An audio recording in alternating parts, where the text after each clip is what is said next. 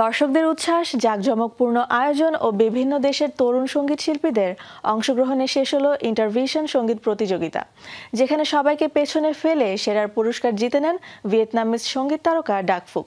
তবে সবচেয়ে বেশি আলোচনায় এসেছে ইউরোভিশন থেকে রাশিয়াকে ব্যান করায় দেশটির প্রেসিডেন্ট ভ্লাদিমির পুতিনের নির্দেশনায় আয়োজন করা হয় ইন্টারভিশন সঙ্গীত প্রতিযোগিতা, যেখানে অংশ নেয় রাশিয়ার মিত্র দেশগুলোর প্রতিযোগীরা।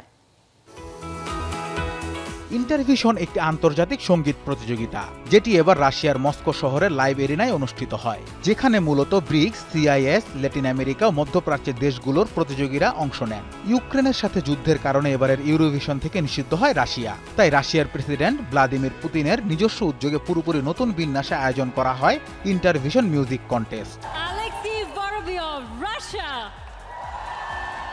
রাশিয়ার উপপ্রধানমন্ত্রী দিমিত্রি চেরনিশেঙ্কোকে আয়োজক কমিটির চেয়ারম্যান নিযুক্ত করা হয়। এমনকি রাশিয়ার পররাষ্ট্র মন্ত্রণালয়কে প্রতিযোগিতাটি প্রচারের দায়িত্ব দেওয়া হয়, যেখানে রাশিয়ার মিত্র দেশ চীন, দক্ষিণ আফ্রিকা, ব্রাজিল, সংযুক্ত আরব আমিরাত, ভারত, কিউবা ও ভেনেজুয়েলা সহ 23টিরও বেশি দেশের শিল্পীরা অংশগ্রহণ করেন।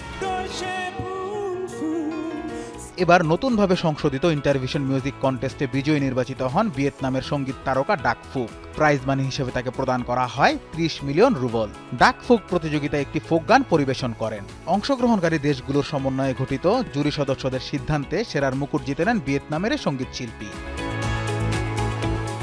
ইউক্রেনে সামরিক অভিযানের জন্য মস্কোকে ইউরোভিশন থেকে নিষিদ্ধ করার 3 বছর পর আয়োজন করা হয় ইন্টারভিশন মিউজিক কন্টেস্টের।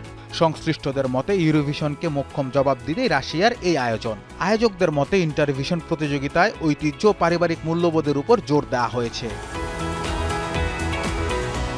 অন্যদিকে মার্কিন প্রতিযোগী ব্র্যান্ডন হাওয়ার্ডের মঞ্চে গান পরিবেশনের কথা ছিল, তবে চূড়ান্ত অনুষ্ঠানের দিন অপ্রত্যাশিত পারিবারিক পরিস্থিতির কারণে নিজেকে সরিয়ে নেন এই মার্কিন সঙ্গীত শিল্পী ও গীতিকার। অনুষ্ঠানে গান পরিবেশন করেন রাশিয়ান সঙ্গীত শিল্পী শামান। সঙ্গীত পরিবেশনা শেষে আবেগতাড়িত হয়ে বলেন, আমি আন্তর্জাতিক জুরিদের আহ্বান জানাবো রাশিয়ার প্রতিযোগীদের পরিবেশনা বিবেচনা না করার জন্য, কেননা রাশিয়ার আমন্ত্রণে এই অনুষ্ঠানে যোগ দিয়েছে বিশ্বের অন্যান্য দেশগুলো। এটিই আমাদের আসল বিজয়।